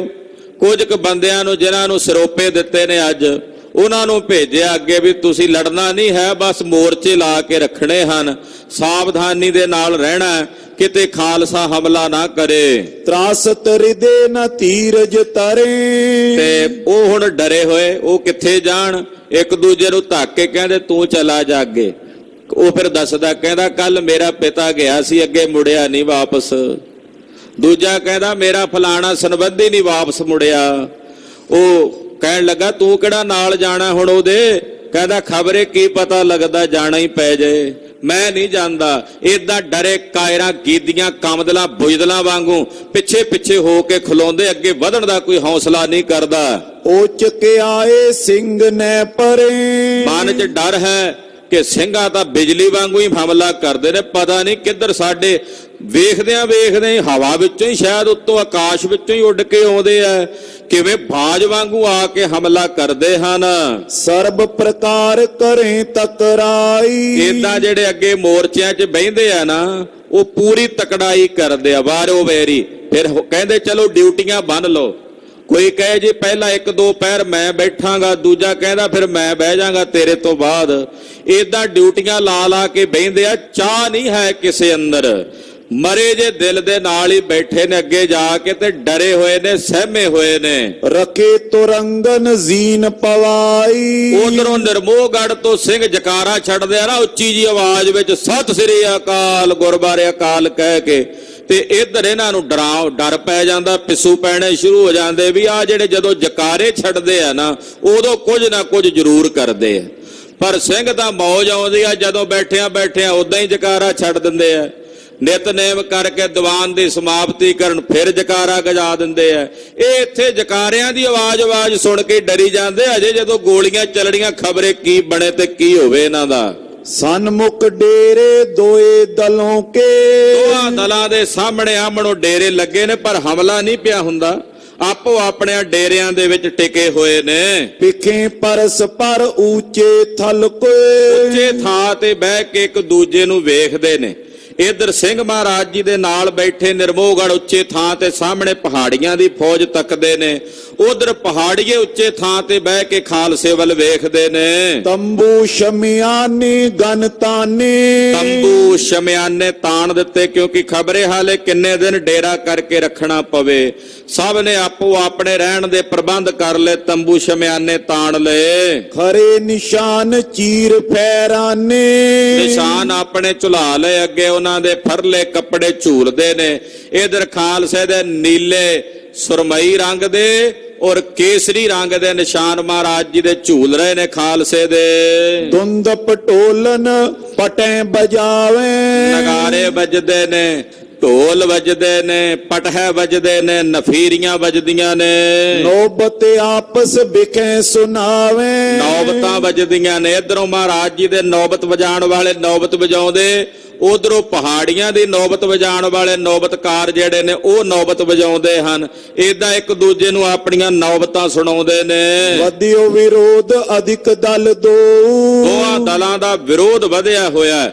ਕਹਿੰਦੇ ਜੇ ਉਧਰ ਨਗਾਰੇ ਤੇ ਇੱਕ ਚੋਭ ਲਾਉਂਦੇ ਆ, ਇਧਰੋਂ ਸਿੰਘ ਦੋਹਰੀ ਲਾ ਦਿੰਦੇ ਨੇ।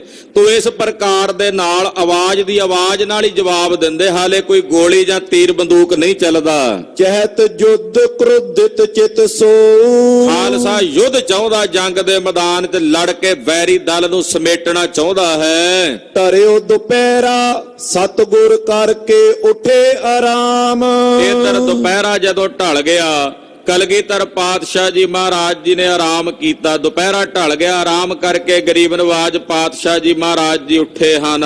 ਪੁਨ ਇਸ਼ਨਾਨ ਕਰ ਨਿਰਮਲ ਨੀਰ, ਸਤਿਗੁਰੂ ਸੱਚੇ ਪਾਤਸ਼ਾਹ ਜੀ ਮਹਾਰਾਜ ਜੀ ਨੇ ਇਸ਼ਨਾਨ ਪਾਨ ਕੀਤੇ ਹਨ। ਤਿਆਰ ਬਰ ਤਿਆਰ ਹੋਏ ਨਿਰਮਲ ਜਲ ਦੇ ਵਿੱਚ ਇਸ਼ਨਾਨ ਕਰਕੇ। ਪੈਰੇ ਸੁੰਦਰ ਚੀਰ ਸਰੀਰ, ਪਿਛਲੇ ਤੀਜੇ ਪੈਰਾਂ ਦੀਆਂ ਸ਼ਰਦਾਈਆਂ ਦੇ ਰਗੜੇ ਪਾਏ ਗਏ। ਸਭ ਨੇ ਸ਼ਰਦਾਈਆਂ ਛਕੀਆਂ, ਤਿਆਰ ਬਰ ਤਿਆਰ ਹੋ ਕਰਕੇ। ਸੋਹਣੇ ਬਸਤਰ ਮਹਾਰਾਜ ਕਲਗੀਧਰ ਪਾਤਸ਼ਾਹ ਜੀ ਨੇ ਧਾਰਨ ਕੀਤੇ ਹਨ। ਉੱਚੇ ਤਲ ਸ਼ੁਭ ਫਰਸ਼ ਕਰਾਇਓ, ਉੱਚੇ ਥਾਂ ਤੇ ਮਹਾਰਾਜ ਸੱਚੇ ਪਾਤਸ਼ਾਹ ਜੀ ਨੇ ਫਰਸ਼ ਕਰਾਇਆ। ਨਿਰਮੋਹਗੜ੍ਹ ਸਾਹਿਬ ਵਾਲੀ ਜਗ੍ਹਾ ਤੇ ਉੱਚੇ ਥਾਂ ਤੇ ਗੁਰਦੇਵ ਨੇ ਗਲੀਚੇ ਹੁਕਮ ਕਰਕੇ ਵਿਛਵਾਏ। ਰੁਚਿਰ ਵਿਸਾਲ ਪ੍ਰਿਅੰਕ ਡਸਾਇਓ, ਸੋਹਣਾ ਪਲੰਘਾ ਮਹਾਰਾਜ ਜੀ ਦੇ ਬਿਰਾਜਣ ਲਈ, ਸਤਿਗੁਰਾਂ ਦੇ ਬੈਠਣ ਲਈ, ਜਿਹਦੇ ਤੇ ਬਹਿ ਕੇ ਸਤਿਗੁਰਾਂ ਦਰਸ਼ਨ ਦੇਣੇ ਨੇ। ਸਿੰਘਾਂ ਨੇ ਉਹ ਪਲੰਘਾ ਡਾਇਆ ਪਾਤਸ਼ਾਹ ਦੇ ਸਜਣ ਲਈ। ਇਸ ਪਰ ਤੇਰੇ ਜਾਏ ਗੋਸਾਈ, ਜਗਤ ਦੇ ਮਾਲਕ ਤ੍ਰਿਲੋਕੀਨਾਥ ਸੁਆਮੀ ਸ੍ਰੀ ਗੁਰੂ ਗੋਬਿੰਦ ਸਿੰਘ ਸਾਹਿਬ ਜੀ ਮਹਾਰਾਜ ਉਸ ਪਲੰਘੇ ਦੇ ਉੱਤੇ ਆਣ ਕੇ ਬੈਠੇ ਸਿੰਘਾਂ ਨੂੰ ਦਰਸ਼ਨ ਦੇਣ ਲੱਗੇ। ਉੱਪਰ ਸ਼ਮਿਆਨਾ ਦੁਤੀ ਪਾਈ, ਮਹਾਰਾਜ ਜੀ ਦੇ ਉੱਪਰ ਸ਼ਮਿਆਨਾ ਤਾਣਿਆ, ਚੰਦੋਆ ਤਾਣਿਆ ਹੋਇਆ। ਮਹਾਰਾਜ ਜੀ ਦੇ ਉੱਪਰ ਜਿੱਥੇ ਗੁਰਦੇਵ ਬੈਠੇ ਨੇ ਨਾ ਪਲੰਘੇ ਤੇ, ਉੱਤੇ ਸਿੰਘਾਂ ਚੰਦੋਆ ਤਾਣਿਆ ਹੈ। ਚੰਦੋਆ ਤਾਣ ਕੇ ਮਹਾਰਾਜ ਜੀ ਦਾ ਬੜਾ ਅਦਬ ਤੇ ਸਤਿਕਾਰ ਕੀਤਾ ਹੈ। ਤੋ ਇਸ ਪ੍ਰਕਾਰ ਨਾਲ ਮਹਾਰਾਜ ਜੀ ਬੈਠੇ ਪਲੰਗੇ ਤੇ ਤਿਆਰੀ ਹੋ ਰਹੀ ਹੈ। ਸਿੰਘ ਦਰਸ਼ਨ ਕਰ ਰਹੇ ਨੇ ਮਹਾਰਾਜ ਜੀ ਦੀ ਪਵਿੱਤਰ ਅੰਮ੍ਰਿਤ ਕਥਾ ਆਪ ਜੀ ਅਗਲਿਆਂ ਪ੍ਰਸੰਗਾਂ 'ਚ ਸਰਵਣ ਕਰੋਗੇ। ਸਾਹਿਬ ਜੀ ਦਾ ਪਵਿੱਤਰ ਇਤਿਹਾਸ ਕਥਨ ਕਰਦਿਆਂ ਹੋਈਆਂ ਭੁੱਲਾਂ ਚੁੱਕਾਂ ਦੇ ਖਿਮਾ। ਵਾਹਿਗੁਰੂ ਵਾਹਿਗੁਰੂ ਵਾਹਿਗੁਰੂ ਵਾਹਿਗੁਰੂ।